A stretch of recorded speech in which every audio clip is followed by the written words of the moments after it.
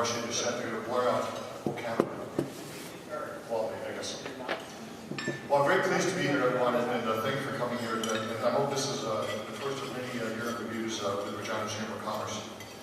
I want to introduce my colleagues and friends in City Council before I begin my formal introduction. And they're seated around the table here.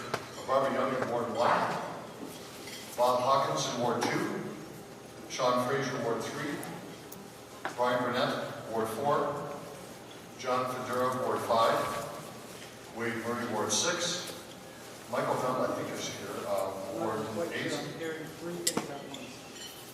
Terry Hinks, Ward 9, and Jerry Flagel, Ward 10.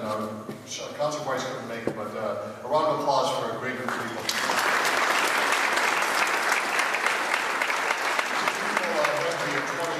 2016 City Council, and actually I'm very proud to work with them. You know, we have a shared vision. We love our city. We want to make it a better place to live and own a business and have raise a family. We share those common goals and objectives, but we're a team, of course, and we may not always agree on everything. That's, I think it's good for the city to have that. A healthy discussion on debates is always healthy. It reflects better decision making across our city. Barack Obama once said, the strongest democracies flourish from frequent and lively debate. But they endure when people of every background and belief find a way to set aside smaller differences in service of a greater purpose. And I think this really encapsulates this council. We want debate, we want a difference of opinion, but at the end of the day, we're part of a team. I also want to acknowledge our city administration that's here. We have a couple of tables here. Under the leadership of Glenn Davies, the city manager, we have a dedicated team who are committed to provide excellent customer service for the citizens of Regina, and I thank them for their hard work and their commitment every year. So one of the big events in 2012, of course, was a little thing called the election. But this was a different kind of election. We have a different council, of course, but it was the end of an era. And that was, of course, with the leaving of our former mayor, Fougere. And I want to take a moment to acknowledge him and talk about a great visionary and mayor for our city. He governed us well for 12 years, and I wish him well in his future endeavors, so I think he deserves a nice round of applause for what he did in our city.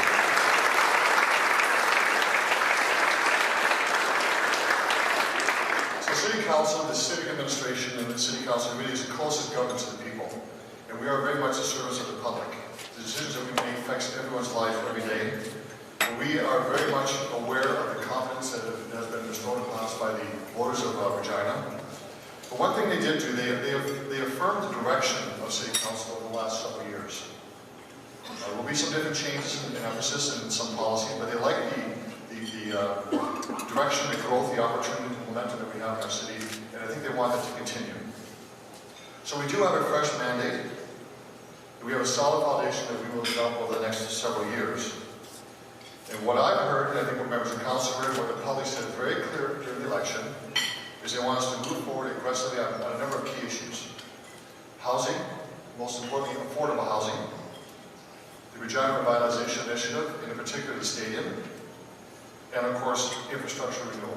That I think is very, very important for us. So we have a lot to accomplish over the next 4 years. And we will work with partners like the Regina Chamber of Commerce, who continue to work for growth and prosperity in our community for the benefit of everyone, and we share that vision very much so. So we'll work together for a common goal of strengthening our community, providing the best quality of life possible. So I appreciate the support that John has given us and the Board of Directors, particularly of the Regina Revitalization Initiative and the stadium. We appreciate that very much, John. That issue, the RRI, was a topic of conversation during the election. So it's probably good that we start on that point as a year review. Again, the election result was pretty clear as far as I'm concerned, that the public wants to see the stadium go forward and go forward in a comprehensive way. But the RRI is much bigger than the stadium. And I've said this before, and I'll say it again. This project is really about renewing our downtown, renewing our city, revitalizing our downtown. It's a generational opportunity to move forward on a piece of land downtown, industrial land, CP lands, to move that forward and have a choice of how we want to see that vision in the future. How we see the current Mosaic site develop as a multi-family dwelling and a new neighborhood for our city. The stadium itself will epitomize a maturing of our city and a growth of our city in a fantastic way. So I won't go into the details of the stadium funding other than to say it's a $278 million project funded jointly with the province, the city, and the Rough Riders. And very soon you'll be seeing through council the formalization of those agreements to move forward, and we will move forward in a quick way. In Taylor Field, we're looking at that once the new stadium is built. We'll demolish the current stadium.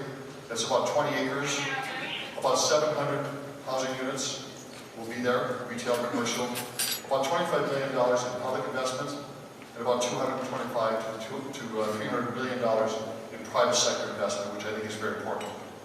The CP lands, the original place for the stadium, but now it's too small. We found that we would have to pay some $30 million to expand that site, and that really wasn't cost effective for us. That's 17.5 acres, and we expect CP to move off that land by July 2014, and we'll move into a public sector and private sector investment, about $325 to $400 million in private sector investment. So when we hear that there's no private sector investment in the RI, not the case at all. Very much private sector driven. We also have the official community plan ongoing as another issue that's been happening throughout the last couple of years. In fact, since 2009, the OCP has been guiding our decisions on how we grow our city, where we have investments and services over the next 25 years. The scope of that project is incredibly complex and varied.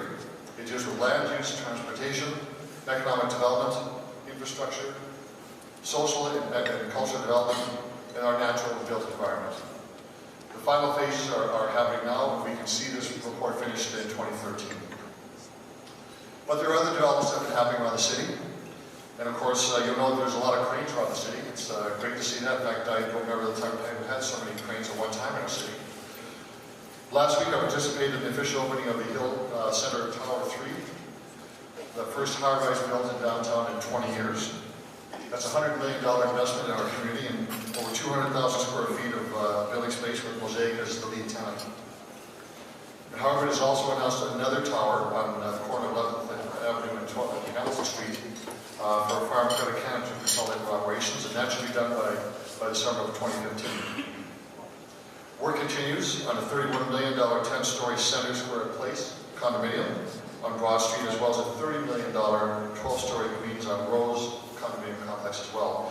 And these two developments are significant because it's dealing with more residents downtown. And our focus has been, and will continue to be, for downtown redevelopment. And there's nothing better than having people living downtown to make it a vibrant 24-hour downtown. But there are other good news stories happening as well. You may have heard about Consolidated Fast Freight announcing its plans to relocate from their Dudney Avenue location to the Global Transportation Hub. That's a $4 million, 110,000 square foot cross-dock facility that's located on the CP lands in a mold yard. And the cross-docking is really moving cargo from one vehicle to another and not really using much warehousing, so it's an innovative way to move goods and services around. Canadian Logistics Services announced plans to start its phase 3 at the GTH. That's an 80,000 square foot frozen food component. Will be added to its 1 million square foot warehouse and distribution center in the GTH. It's the largest distribution center in Western Canada and will employ up to 800 people. That is absolutely fantastic news for our community. Each week, 3,000 trucks come and go at the facility, transporting 20 million pounds and 30 million pieces of product to Loblaw stores in Western Canada. That is true economic development and value-added investment by the public and private sector. In fact, the combined investment is about $650 million so far, and it's growing as well. The City of Regina signed an agreement with Western Potash recently. They'll purchase effluent from the city's supply water process, and that's part of their solution mining milestone. And we will receive for that $200 million over the next 45 years for that service. Yara announced plans to double its fertilizer production at its developing facility between the Moose Jaw and Regina, the corridor. And Consumers Cooperative Refinery recently finished its $2.7 billion investment, and the production began in October. This is another significant investment that's been taking place. 150 companies provide services during that project, and over 5,000 people a day worked on that project at the height of its construction, so lots of activity happening. There's construction in a 4-story, 127-room, 4 Points Sheraton underway at Dudney Avenue. That's a $15 million project, and it'll be expected to be open for breakup. And you know, places at a premium to break up, so it's good to see them coming in. London Drugs will be planning a second location on South Albert, and they'll replace the space vacated by Canadian Tire, which will be moving to South End Mall this spring. And other retailers moving into that mall are Sport Check, Marshwood Warehouse, and Atmosphere. And the outdoor retailer Carvella's announced plans for a 50,000 square foot store in Grasslands in Regina's southwest corner. Another big development that took place is the Harbor Landing Business Park. Council went through a change or review of its office space policy, and as a result of that, we're seeing a concentration, small amount, in the Harbor Landing Business Park, a $60 million, 160,000 square foot development that will be finished between 2014 and 2015. It's a very important development for us, and showing that we're servicing those companies that work out in the southern part of Saskatchewan as well. But earlier this year, Money Sense magazine ranked our city as 5th on its list of the best cities to live in. And their ranking is based upon population, employment, air quality, income, and we're all at the top of the list on all that. So ranking 5 is very good. When investors want to come to locations, they look at this list to see what's the best place to go to. So there's lots of activity around the city. You can go anywhere you want in the city. You'll see new houses being built, new businesses starting. We have a vibrant and attractive city. Some of our general economic indicators show a long-term systemic growth, which is really setting us apart from the rest of Canada. Our population is growing faster than any other place in Canada. Our population in the province is 1,080,000 people. And we benefit from the growth of solid economic growth year after year. Our inflation rate is low, 1.6%. And we have a 79% increase in year-to-date housing starts in November. So we're seeing low vacancy rate, we're seeing lots of houses being built, so it's showing you that we have a fundamental growth in our economy over time. We have record high building permits. As of November, 722 million, that is a record, and some of us are thinking we may top close to $1 billion by the end of the year. Despite some of the slowdown in the second half of the year, our MLS market is anticipating another probably best one year we'll ever have. But I think most importantly for me is indicators from those who look at economies. One of them is the Economist Board of Canada. And they say our economy remains strong, and they project our growth will finish this year at 3.7%, significantly higher than other parts of Canada, and much higher than a 25-year average of about 2%. So despite the tight labor market, our employment has risen at least 3% in 3 of the past 4 years. So our labor force participation is really going at an all-time high. We all know about the talent challenge facing us, and that is happening all around Canada, particularly in Saskatchewan. And I want to tip my hat to the Regina Chamber of Commerce for their All Nations Job Fair that was hosted by the Chamber a couple weeks ago. I understand there was about 1,100 people that went through there, mostly Aboriginal self-declared. But key here is linking jobs to training to people. That is a fundamental disconnect that happens everywhere else. But for John from the Chamber, I want to thank you for the work you're doing to bring training in and engaging First Nation people in our economy. Very, very important for us. So our population is growing. We have strong residents of demand, and housing is hitting a 30-year high in 2011. We expect to see the same in 2012. So I want to switch a bit to the future, or today into the future. And I mentioned earlier that during the election, I set out housing as one of my key priorities. Our council is committed to address this issue. I'll call it a crisis because that's what it is, in a more comprehensive way, a more strategized way. We have a 0.6% vacancy rate. I guess it actually went to 0.8, so there's some movement there, but not too much. But this is one of the downsides of aggressive growth. And really is unacceptable in a prosperous society and city where we have no homes that are available for those who need it the most. So the market will respond to market housing. It always does, and I've given you the stats of how new homes are being built. But the issue becomes affordable housing or social housing as a focal point. And we as a government and as a society have to take care of those who can't take care of themselves and looking for accommodations. And housing is the biggest issue, no question, during the election, and remains that way. So the focus really is bringing forward the federal, provincial government in the city, along with the developers and our business community and the community groups, not to assign blame for why we have this situation, but to come forward with concrete solutions. So early in 2013, in the first few months of 2013, there'll be more public announcements on how we want to move forward in a comprehensive way. Because it does take the federal and provincial governments with the resources and responsibility, and the city on the ground to know where those priorities are, to come together, listen to the community, and find some long-term solutions. The other priority, certainly in 2013 and beyond, is going to be regional economic development. And in the early days of this administration, there have been some issues that have come forward that really crystallized the issue of regional economic development and the necessity for cooperation. We have to build on our partnerships. It's crucial for economic development, sustained economic development, that we work together and stand together. We have a lot to gain, but we have so much to lose if we don't work together. Having planned growth is much better than growth for growth's sake or sporadic growth. So the view for long-term economic development is to coordinate that growth and not have one-offs that happen that stunt the growth and both for the city and for the rural municipalities around us. Infrastructure is key as well. We all know that's fundamental to sustained growth as well. We know the federal government's funding for infrastructure will be finishing in 2014, but we applaud them for the gas tax, the Building Canada Fund, the Economic Action Plan stimulus funding that has been fundamental to our growth. It's matched with provincial funding, and we have seen many prosperous things happen to us here. But again, those funding programs finish in 2014. We need to have a long-term infrastructure program that's predictable and sustainable over time. Through the Federation of Canadian Municipalities, the cities have asked the federal government for a $2.5 billion annual investment in infrastructure that the cities are prepared to match dollar for dollar. We as Regina City and other municipalities and cities support this crucial investment, and we look forward to seeing those announcements by the federal government in the future.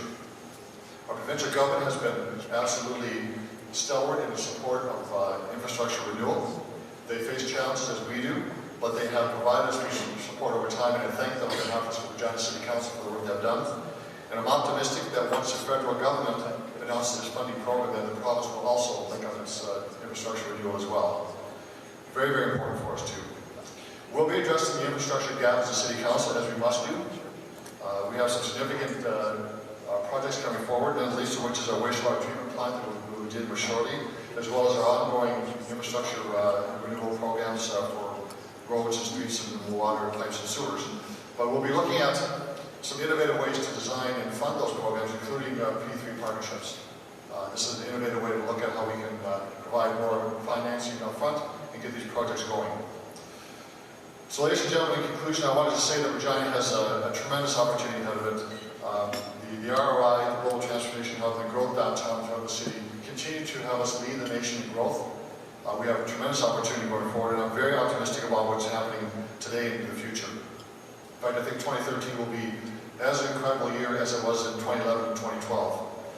I want to thank the Regina Chamber of Commerce for the opportunity to be here, and thank the business community for its confidence in investing in our community, in hiring people, and investing for our future. And on a personal note, I want to wish you all a very Merry Christmas, a Happy New Year, and all the best in 2013. Thank you very much.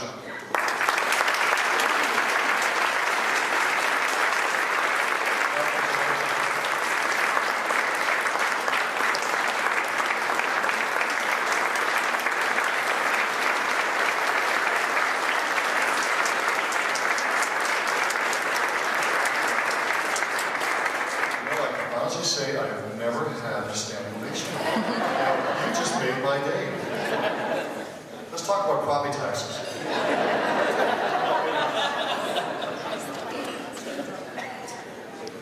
So 3 questions for you. Just for what I have to do something staff first question, how important is public consultation to the decision process at City Hall, for example, the plaza downtown and traffic? So we're going to start with that one. Public consultation is critical, and we're people, we're humans, we do make mistakes, we learn from those mistakes.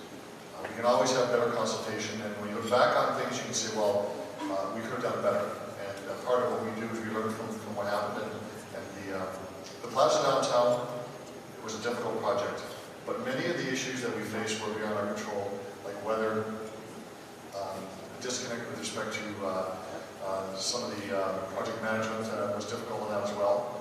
And I make no apologies for that, and make no excuses for it either. The public consultation is absolutely critical. The stadium is another issue. We felt we communicated clearly with that, and very clearly people were asking questions, how is the stadium going to work? But the more information that came out, the more people understood. So we can always do better. But I think our communication to the city does the best that it can, but we'll learn all the time. Thank you. Next question here. The city has gone out of the province for recycling when we have recycling companies here. Why? It's a great question. You know, it's called the Agreement on Trade Trade. It's called procurement law in Canada, and the best, most effective price wins. And I would only be concerned if someone from Regina was competing for a project in, let's say, Edmonton or Saskatoon, they lost it because of some subjective reason. We put the tender out, and we ask for the most competitive price, and we have a ranking for it.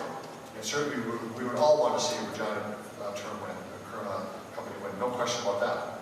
But we're subject to trade laws, and the best company wins. That's all I can say, because we all benefit from that. Also, we get the best price. And it's not about picking a Regina company as getting the best price, the best product for the taxpayers of the city.